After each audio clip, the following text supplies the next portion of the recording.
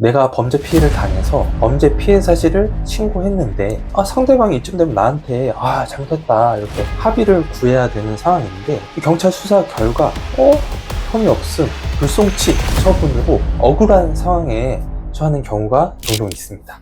아니 내가 범죄 피해를 당한 걸 하늘이 알고 땅이 아는데 그놈이 사기친 거, 그놈이 뺑소니인 거 다 아는데 우리 경찰 수사관만 몰라준다. 이럴 때 경찰 수사관의 잘못된 판단에 대해서 이의 신청을 통해서 사건을 다시 살려낼 수가 있는데요. 제가 오늘은 범죄 피해로 내가 고소를 했는데 억울하게 불송치를 당했다 이런 분들을 위해서 이의 신청 성공 전략을 준비했습니다. 형사 전문 변호사로서 제가 가진 성공 노하우를 꾹꾹 눌러 담아서 엑기스만 준비했으니까요. 오늘 내용 꼭 끝까지 보시고 해결책을 찾아가셨으면 좋겠습니다. 나쁜 놈 콩밥 먹이로 가시죠.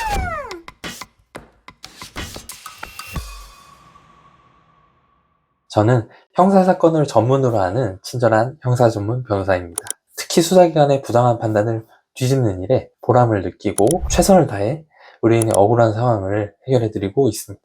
경찰, 검찰을 상대로 주눅 들고 억울하게 당하지 마세요. 제가 최선을 다해서 여러분의 권리를 지켜드리고 형사 문제를 해결해드리겠습니다.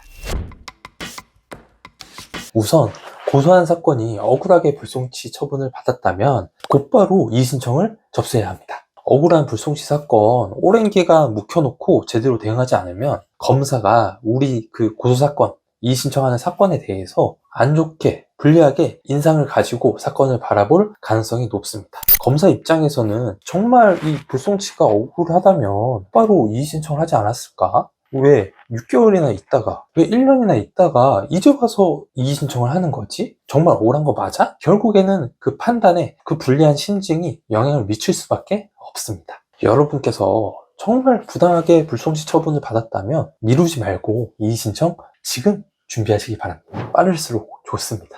꼭이요. 여러분이 정말로 범죄 피해를 당해서 억울한 경우인데 경찰 수사관이 잘못 판단해서 불송치 처분을 했다면 분명히 그 불송치 이유서에 잘못된 부분이 있을 거예요. 그 부분을 놓치지 말고 찾아내시기 바랍니다. 불송치 이유서 꼭 꼼꼼하게 살펴보세요. 경찰 수사관이 증거를 누락하고 판단한 것인지 사실관계를 잘못 판단한 것인지 아니면 법리적으로 틀리게 판단한 부분은 없는지 조목조목 그 잘못 판단한 내용마다 반박할 준비를 하셔야 합니다. 이의 신청서에 상대방이 범죄에 해당할 수밖에 없는 점을 제대로 강조를 하시기 바랍니다. 저는 이의 신청서에 경찰 수사관의 잘못된 판단을 꼬집기 전에 이 증거랑 이 판례에 의하면 범죄에 해당할 수밖에 없는지를 우선 강조를 하는데요. 예를 들어서 내가 사기죄로 상대방을 고소했는데 불송치를 당했다. 그런 상황이라면 상대방이 몇 월 며칠 날 어디에서 나한테 돈 좀만 빌려줘. 내가 언제까지 갚을게. 내가 급한 것만 처리하면 갚을 수 있어. 이렇게 나한테 거짓말을 하면서 변제할 능력이 있고 변제할 의사가 있는 것처럼 나를 기망을 해서 내가 돈을 빌려주게 되었다. 이거와 관련된 증거가 이렇게 명확하게 있다. 카카오톡 메시지나 문자나 통화 기록이나 주변인들이 사실 확인을 해주는 내용이 있다. 그리고 내 사건과 유사한 사안에 대해서 법원이 이렇게 사기죄에 해당한다고 판단을 한 판결이 이렇게 여러 개나 있다. 이렇게 증거와 판례로 확실하게 범죄에 해당한다는 점을 강조를 하시기 바랍니다. 그런데 처음 여러분이 고소하실 때처럼 중언부언, 모호하게, 너무 길게, 장황하게 그런 내용을 작성하시면 똑같이 경찰 수사관의 판단처럼 불송치 처분을 받을 가능성이 높아집니다. 이의 신청서는 검사가 판단하는 내용이고 검사가 짧은 시간에 확실하게 상대방의 범죄 사실을 판단할 수 있도록 범죄가 성립되는 내용을 핵심적으로 확실한 증거와 판례로 강조를 하시기 바랍니다.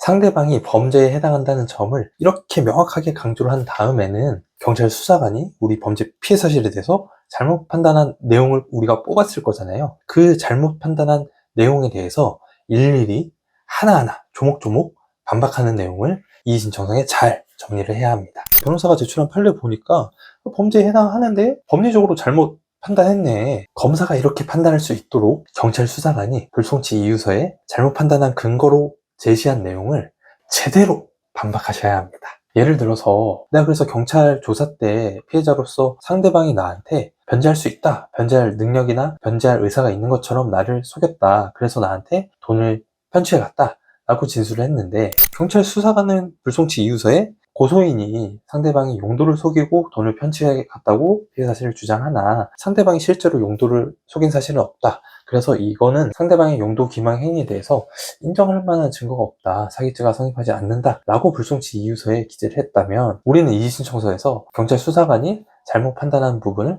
정확하게 지적하고 바로 잡아야 되는 거죠. 나는 범죄 피해자로서 용도 기망에 의한 사기를 주장한 게 아니라 상대방의 변제 능력이나 변제 의사에 관해서 기망 사실을 주장하고 증거 자료를 제출한 것이다 라고 정확하게 바로 잡는 것이 필요합니다. 범죄 피해를 당한 것도 참 힘든데 상대방의 범죄 혐의가 없다고 그렇게 판단을 한다면 정말 억울하고 어디다가 내가 하소연을 해야 될지 막막할 수밖에 없습니다. 그래도 여러분, 이의신청이라는 제도가 있으니까요, 꼭 포기하지 마시고 제대로 우리 사건에 대해서 이의신청을 준비하셔서 상대방에 대해서 제대로 된 형사 책임을 물리고 여러분의 범죄 피해에 대한 피해 회복도 온전히 받으셨으면 좋겠습니다. 특히 이 수사기관의 잘못된 판단을 뒤집는 일은 형사 전문가인 변호사의 도움을 받으시는 것이 가장 효과적이고 빠르게 문제를 바로잡을 수 있는 방법입니다. 여러분, 정말로 범죄 피해 사실을 인정받고 싶으시다면 변호사 상담도 적극적으로